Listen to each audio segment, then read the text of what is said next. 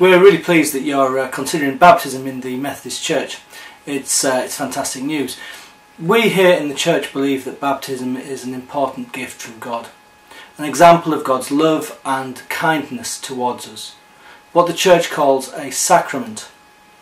In order so that you can make an informed choice as to whether baptism is something for you and your family, we've put together a short information film, which hopefully clears up what baptism is, and more importantly, what baptism is not.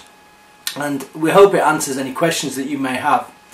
There's always more advice available on the Methodist Church website, which can be found at www.methodist.org.uk, or simply by popping into your local Methodist church and having a chat with the minister there, who will be only too pleased to help you out.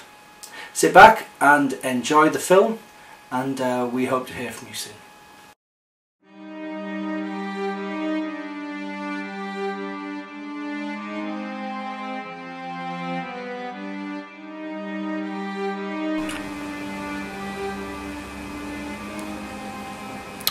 So the Methodist Church. This is where I was baptised as an infant some 38 years ago. I can't remember the exact date, it was so long ago, but it was here that for me the journey began. For my own parents it was an easy choice. As regular church attenders, there was an assumption that I would be baptised. For them this was my initiation into the faith that they held, and I'm very grateful that they did that. Your reasons for coming to church for baptism, or choosing to ask the church about baptism, may be very different. There might be an expectation on you that that's what is done. It might be that grandma has always said that's what needs to be done. It might be that you want a party, that you want a celebration. It might be that you want to mark a point, a transition in your life.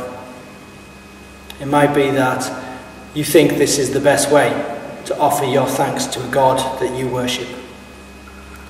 Whatever it is, we believe here in the Methodist Church that baptism is valid and is a good option.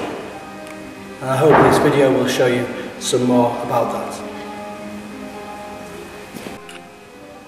One reason that people bring their children to be baptised is to mark a new phase in their own lives, to celebrate the birth of a child and to mark this occasion in the eyes of the community to which they belong.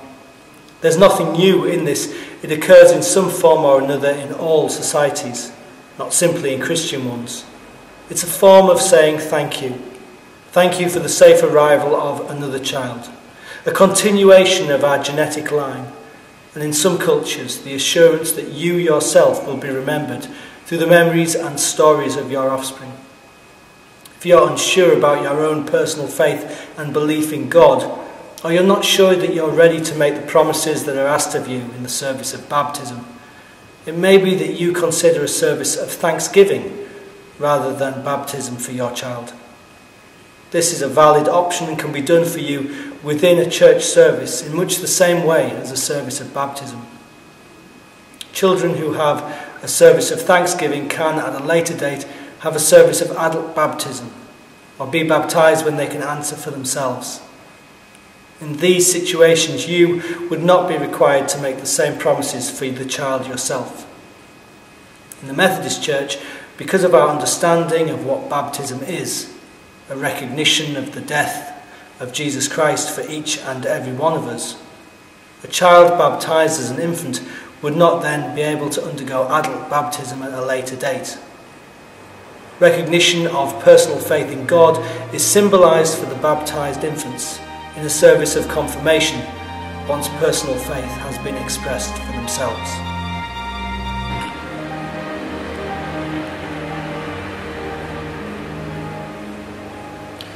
You may have come to church looking for baptism because you think that it's a promise of a place in heaven. In the Methodist Church we believe that God loves and cares for all humanity. And so we wouldn't say that God splits people up into those who are baptised and those who aren't. There's no compulsion to mark God's love for your child in a formal way, such as baptism. There's no magic words or secret spell.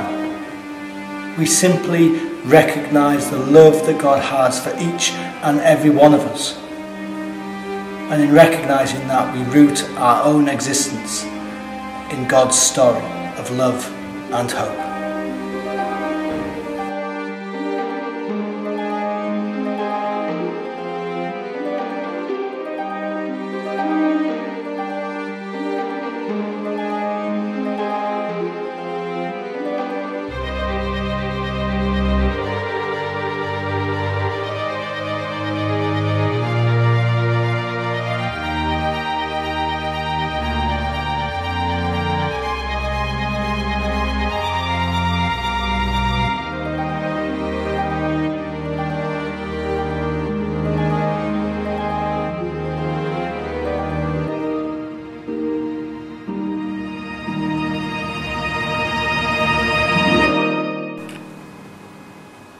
There's a story in the Bible of how people were bringing children to Jesus so that he might bless them, basically pray with them and for them.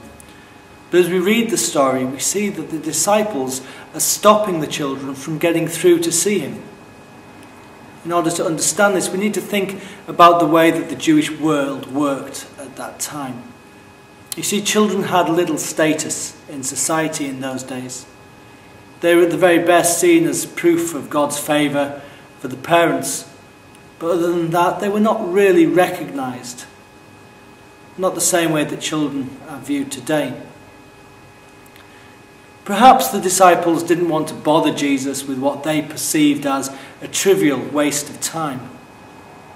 But as we read on, we see that Jesus responds very differently to those leaders around him and to his disciples at that time. He basically tells the disciples off. The word is he rebukes them, and he allows the children through, explaining that to them that God's immense love is available for all of God's creation.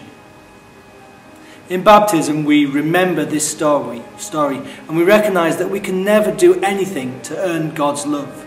That with or without God's love in our lives, we will continue to make mistakes. But that we also recognise that actually that's okay, because God has already made it possible for us to simply be loved and cared for unconditionally.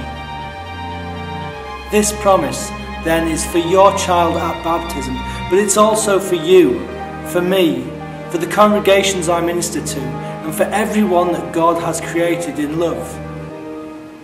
In baptism, what we do is we acknowledge this fact to be true.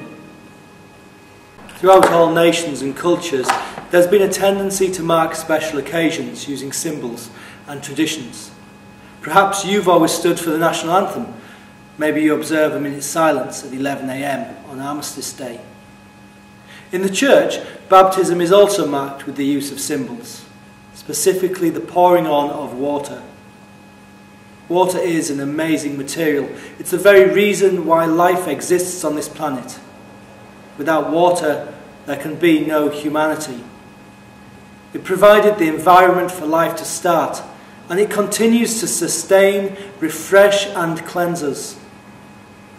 The reasons for using water during the service of baptism has been seen in a variety of different ways. But for me, it illustrates the way in which God gives life, the way in which God continually refreshes and renews us, the way in which God cleanses us from the pain and the hurt that we face in the world.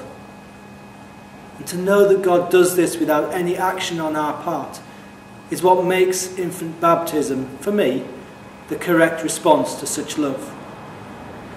Infant baptism is a recognition that we understand in part that God loves us even more than we love our newly born child. During the service, you'll be asked to make a series of promises to bring your child up in an environment that shows God's love for them, that you will love and cherish them, and that you will strive to introduce them to the God of their baptism. I was once given an illustration that God is like a mighty river, wide and deep and flowing constantly, moving forward all the time. If this is the case, then baptism is like taking your child and dipping its toes into the water. It is our hope that baptism is the first step on a journey with God, a journey that leads through the paddling phase, into the wading phase, and eventually we hope your child will swim in the full river of God's love.